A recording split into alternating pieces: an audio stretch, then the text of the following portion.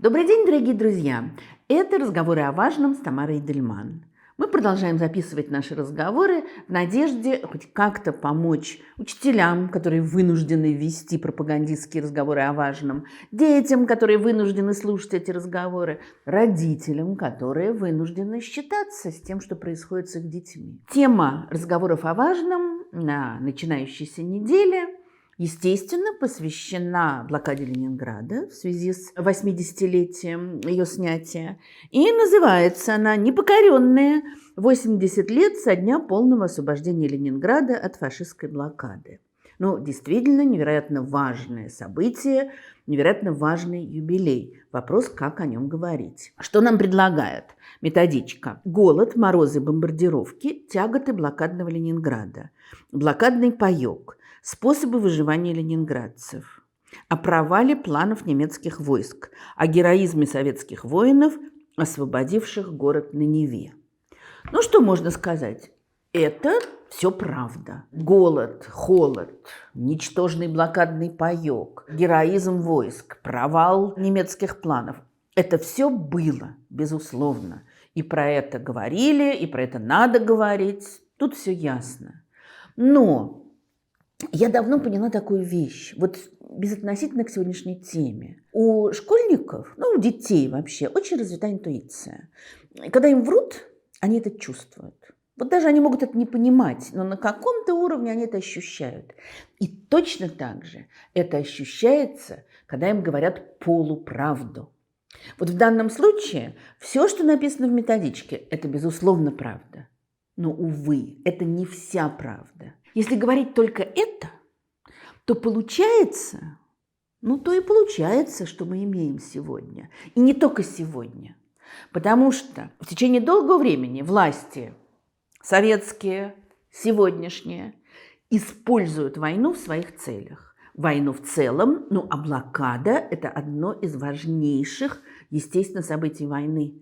И, увы, как это не больно, как это не обидно, но надо признать, что блокада взята на вооружение пропагандой давным-давно, еще в 40-е годы. И это, как мне кажется, невероятно кощунственно, если подумать, о каких страшных страданиях мы говорим. Все разговоры о великом подвиге, о страданиях ленинградцев, они работают на идею власти. Мы сейчас еще об этом поговорим. И от этого они девальвируются. Власть очень любит защищать блокаду от тех, кто якобы посягает на ее облик. Мы все помним возмутительную историю с телеканалом «Дождь», которые только посмели задать вопрос, даже не ответить на него, а задать вопрос, спросить зрителей, как они считают, не следовало ли сдать Ленинград, чтобы люди избежали тех ужасных мучений, которым они подвергались. Я думаю, кстати, что большинство проголосовало бы за то, что не следовало.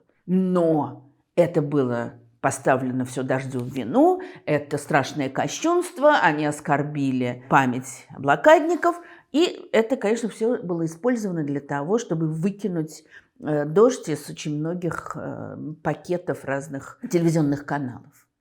Не менее возмутительная история с фильмом «Праздник», который оценивают по-разному. Мне кажется, это очень интересный фильм. Может быть, не шедевр, но мне было очень интересно его смотреть. Это, как писали возмущенные товарищи, которые, судя по всему, не видели, конечно, фильм, потому что он даже прокатное удостоверение не получил, что как смеет режиссер снимать комедию, происходящую в блокадном Ленинграде. Это, в какой-то мере комедия. Но на самом деле это трагикомедия, конечно. Действительно, дело происходит в Ленинграде, или под Ленинградом. Кстати, город не называется, но понятно, что это так. В богатом доме некого ученого, который получает пайки, у которого все в порядке, а туда в результате разных совпадений приходят люди, которые живут голодной жизнью. И это давало возможность поставить острейшие вопросы. Поэтому этот фильм и подвергся преследованиям. Его, кстати, можно посмотреть на YouTube. Это на канале режиссера. Потому что те вопросы, которые хотел задать телеканал «Дождь», то, что возникает, когда смотришь фильм «Праздник». Они связаны с темами, которые табуированы, о которых не разрешается говорить, а такого не может быть. История страшная, трагическая, ужасающая история блокады должна рассматриваться в целом. Мы все знаем некоторый набор фактов, что блокада города длилась около 900 дней, что люди перенесли ужасающую трагедию, страшные испытания, какое огромное количество людей погибло. Мы знаем про Ольгу Бергольц, ее записи на радио. Мы знаем про дневник Тани Савичевой. Слова Ольги Бергольц: «Никто не забыт и ничто не забыто». Вот есть некий минимум, вроде бы вполне благородный, конечно. Но этот минимум сужает наш взгляд, потому что должны обсуждаться, свободно обсуждаться другие вопросы. Например, вопрос о том, каким образом немецкие войска с такой скоростью оказались рядом с городом, который был совершенно не приспособлен к обороне. Вопрос о том, надо ли было защищать город или надо было сдавать, тоже может обсуждаться. На мой взгляд, это не самый, может быть, главный вопрос, но он существует, и об этом тоже надо говорить. И, конечно, на самом-то деле, что бы нам ни рассказывали о блокадном пайке и так далее, общий размер, глубина ужаса, творившегося в Ленинграде, по-настоящему не описаны. И понятно почему. Именно из-за того, как блокада используется властью. Весь тот образ блокады, который создан у нас, сколько бы ни говорилось о пайке и так далее, он работает на одну мысль. Это был великий героизм. Героизм солдат, героизм тех, кто оставался в Ленинграде. Очень характерно, что слово «героизм» в методичке для разговоров о важном, конечно, есть. Мне кажется, что надо начинать не с героизма, который, конечно, там был, а с того, что это была великая трагедия, страшная, ужасающая трагедия. Ирина Поперна написала книгу, в которой она анализирует дневники замечательного филолога Ольги Михайловны Фрейденберг, которая провела блокаду в Ленинграде. Это страшные дневники. Они настолько страшные, что они до сих пор полностью не опубликованы. Но очень большие отрывки из этих дневников можно найти в книге Поперна, и они производят сильнейшее впечатление. И очень характерно, что книга эта названа словами Ольги Фрейденберг «Осада человека». Вот она не писала «блокада», она писала «осада». И она видела, что то, что происходит, это действительно, это осада человека. Человек, люди проходили страшную проверку на прочность. И это никакой не героизм. Это то, что вызывало в людях у кого-то самые лучшие их черты, а у многих самые худшие. Блокада показала, на что способен человек. На прекрасное и на ужасное. Это одна вещь, невероятно важная. В свое время очень большое впечатление произвела блокадная книга Гранина и Адамовича, именно потому, что в ней было сказано больше, чем обычно, больше, чем было позволено, о творившихся в Ленинграде ужасах. Но и там было сказано недостаточно. И там все равно упиралось в героизм. Ольга Фрейденберг называла блокаду результатом двойного варварства. Она считала, что в том, что происходит в Ленинграде, виновны и Гитлер, и Сталин, потому что и тот, и другой пренебрегают людьми.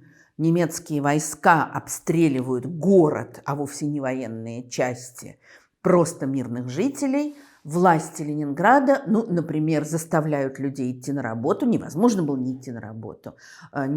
Транспорт стоит, холод, голод, ты должен пойти на работу. Ты должен там быть на месте, иначе ты лишишься своей карточки. И в любой момент ты идешь на работу, и ты подвергаешься на улице этому обстрелу. Но это только один пример, который она приводит. Вот эти мучительные, страшные темы должны разбираться. Этого не делалось практически никогда. В замечательной книге Евгения Добренко «Поздний сталинизм», я уже много раз ссылалась на нее в разных моих лекциях, она очень мне нравится, кажется мне невероятно важной. У него есть глава в этой книге, которая называется Победа над революцией, преображенная война. О том, как власть после победы изменила восприятие войны. И так оно и остается до сегодняшнего дня.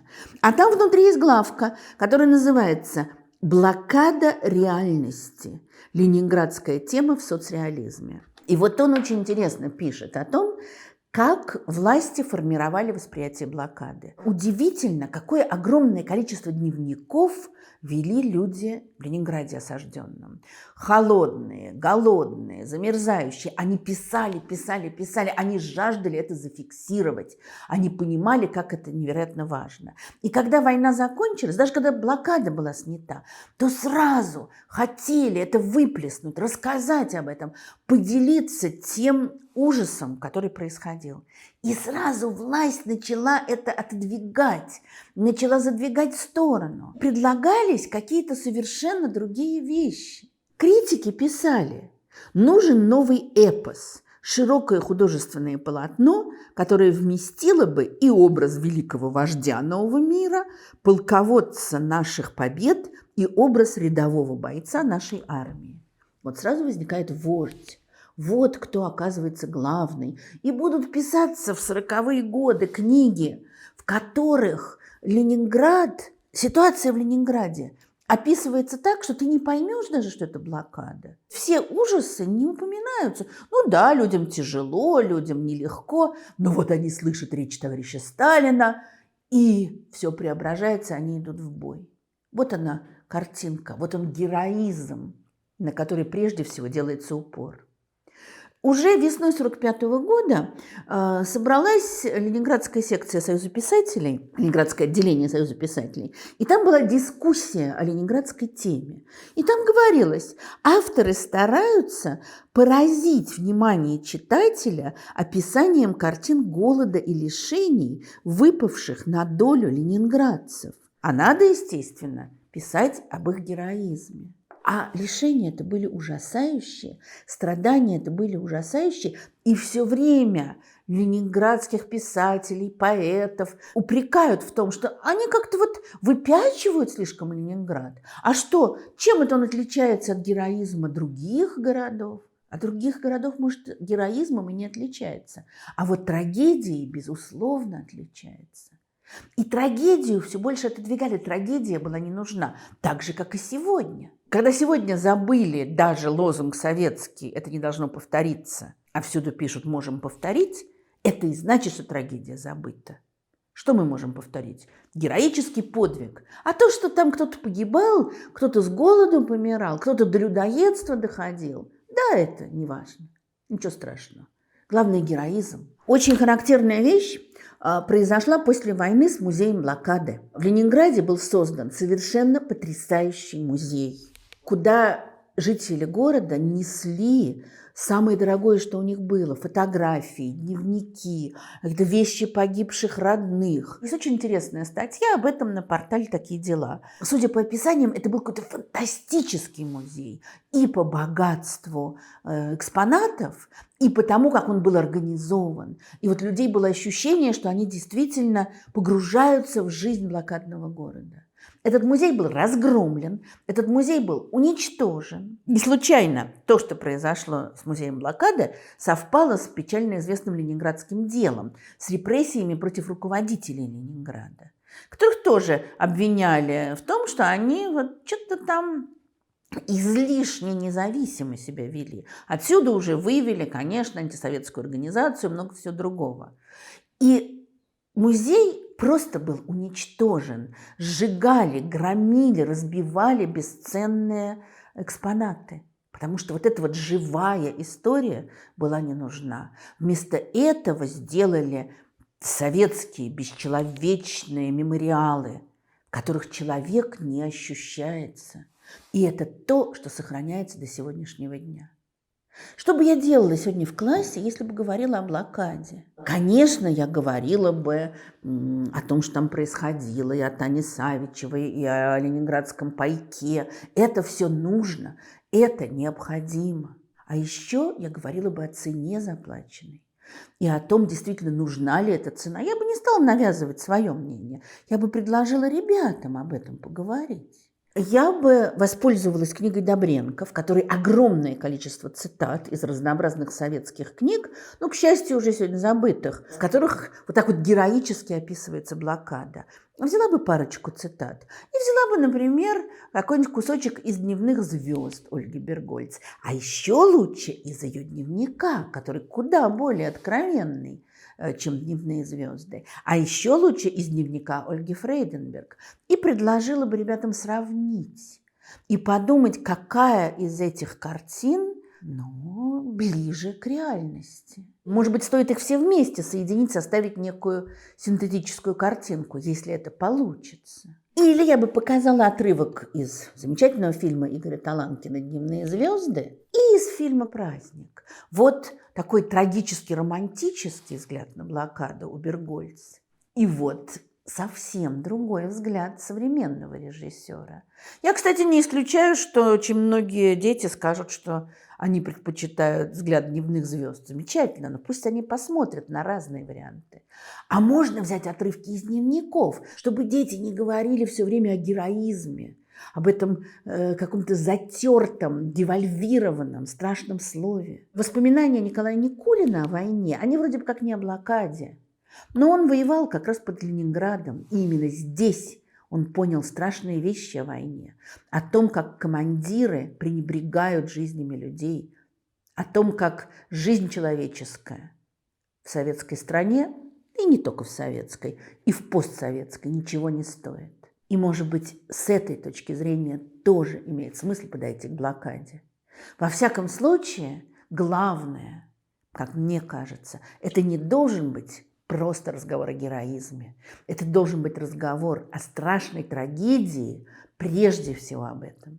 И о том, какие человеческие черты здесь раскрываются. Конечно, для больших подробностей отсылаю вас к моей лекции о блокаде, которая есть у меня на канале. Ну что ж, удачи вам в разговорах о важном и хорошей недели.